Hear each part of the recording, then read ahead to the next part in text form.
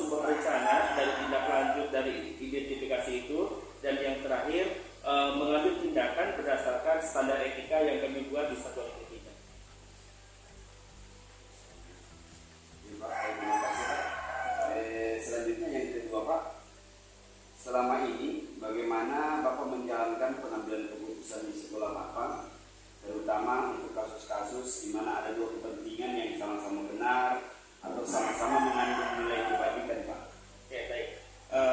Jika ada dua kasus yang berhadapan yang harus saya carikan solusi segera, tentunya jika ada kasus yang bernilai kebajikan, tentunya saya akan berkomunikasi dengan komunitas belajar yang ada di sekolah. Tentunya saya melakukan komunikasi dengan para dewan guru dan tenaga pendidikan dalam mengambil sebuah keputusan yang tepat. Karena keputusan ini harus berdasarkan dengan sebuah harus sesuai dengan apa yang kami buat dari visi misi di satuan pendidikan. Jadi jika ada kasus yang sama, kebajikannya sama, tentunya kita ambil mana yang lebih cenderung sesuai dengan visi misi yang diterapkan di satuan pendidikan. Itu Pak. Pak, terima kasih. Selanjutnya Pak, langkah-langkah apa atau prosedur seperti apa yang biasa Bapak lakukan selama ini untuk menyelesaikan itu Pak?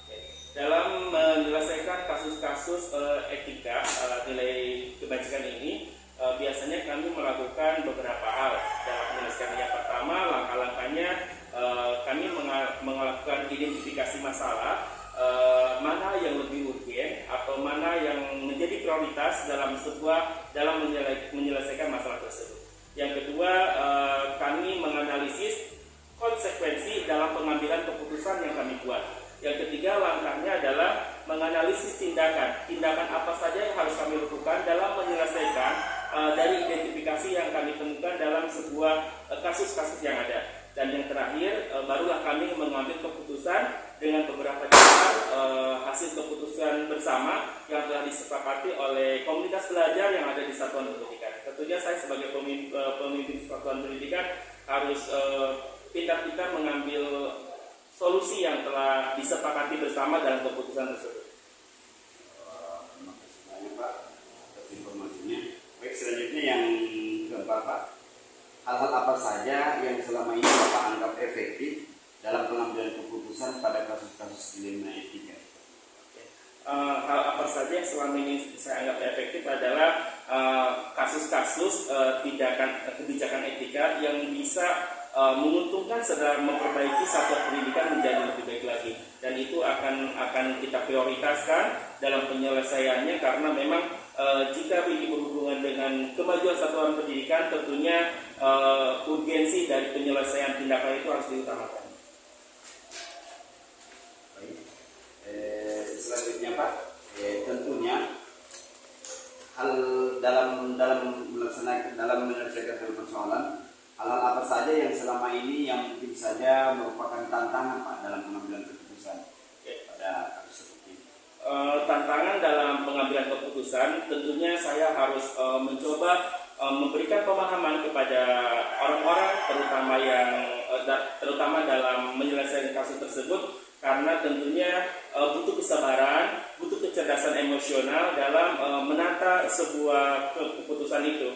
Jadi keputusan itu tidak langsung diambil dari kehendak sendiri, tapi memang harus disepakati bersama. Dan untuk menyamakan persepsi lah, itu tantangan terbesarnya. Karena beda kepala, beda pemikiran, beda pemahaman, dan beda keputusan. Sehingga saya sebagai kepala sekolah harus mampu mengambil tindakan yang tepat dalam mengambil kesimpulan yang ada untuk dijadikan sebagai tindak lanjut selanjutnya. Insyaallah, terima kasih banyak Pak. Baik, selanjutnya apakah Bapak memiliki sebuah misalnya katakanlah atau jadwal tertentu dalam sebuah penyelesaian kasus dilema etika, atau apakah Bapak langsung menyelesaikan di tempat itu, atau memiliki sebuah jadwal untuk menyelesaikannya dalam bentuk atau prosedur seperti apa yang Bapak jalankan? Dalam menjelaskan prosedur yang ada beberapa hal yang saya lakukan. Ada yang dibuat secara terprogram, ada yang memang mengalir seperti apa adanya. Yang hal-hal yang dilakukan secara prosedural, update terprogram, itu dilakukan secara berkala. Artinya artinya jika ada masalah maka apa yang harus kita lakukan seperti itu. Artinya karena kasus-kasus ini datang dengan sendirinya, tidak dijadwalkan. Jadi ada sebuah program bagaimana mengantisipasi kasus-kasus yang kita hadapi dalam dilema etika ini. Nah, itu kita lakukan secara berkala dengan maksud memberikan pemahaman kepada komunitas belajar supaya paham dan memahami rencana tindak lanjut yang harus kita lakukan. Kemudian jika ada kejadian kasus dilema etika ini secara spontan, maka kita juga harus segera menyelesaikannya dan melihat kondisi yang ada. Apakah bisa langsung diselesaikan pada hari itu juga atau membutuhkan proses beberapa hari karena ada hal-hal yang tidak bisa diputuskan secara langsung. Bisa jadi kita harus menunggu kebijakan, artinya mengundang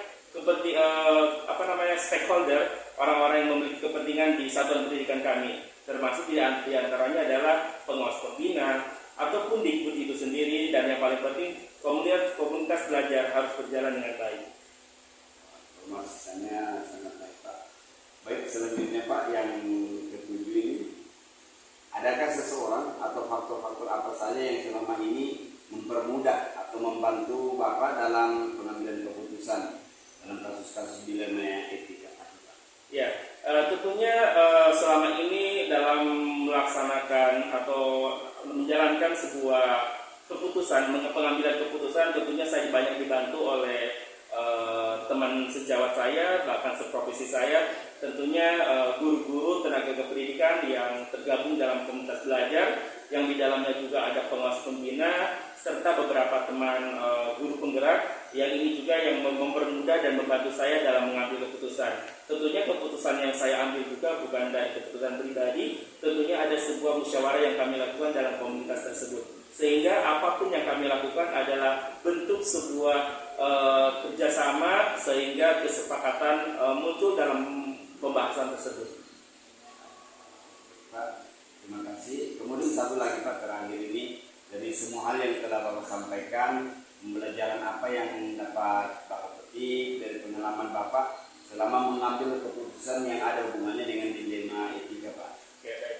Banyak sekali pembelajaran yang saya ambil dalam mengambil keputusan dilema etika ini. Yang pertama, saya dibutuhkan sebuah ketenangan dalam mengambil keputusan. Ketenangan itu muncul dari adanya sebuah pemahaman, baik dilakukan secara komunikasi dan kolaboratif dengan komunitas belajar, baik stakeholder ataupun pemangku kepentingan di satuan pendidikan. Dan hal ini juga menjadikan sebuah pembelajaran buat saya bahwa komunikasi serta kolaborasi aktif antar pemangku kepentingan itu sangat dibutuhkan, karena sekolah ini bukan milik satu orang tetapi milik bersama, sehingga apapun yang kita lakukan jika disepakati hasil dari musyawarah, baik dan buruknya maka kita akan tanggung bersama. Ketika itu baik, maka itu akan menjadi sebuah keberkahan buat satuan pendidikan. Jika hal itu kurang atau keliru, maka kita akan perbaiki bersama. Itu hal yang bisa saya ambil dari bagaimana cara mengambil keputusan keputusan dilema etika dalam satuan pendidikan di SDN Impresi Lain. Insyaallah baik, terima kasih Pak. Banyak hal yang dapat saya pelajari dari percakapan dengan Bapak. Semoga apa-apa yang telah Bapak sampaikan tadi dapat kami contoh juga sebagai kami sebagai calon juga. Amin. Terima kasih atas informasinya Pak. Sama sukses selalu Pak. Terima kasih sukses selalu Pak.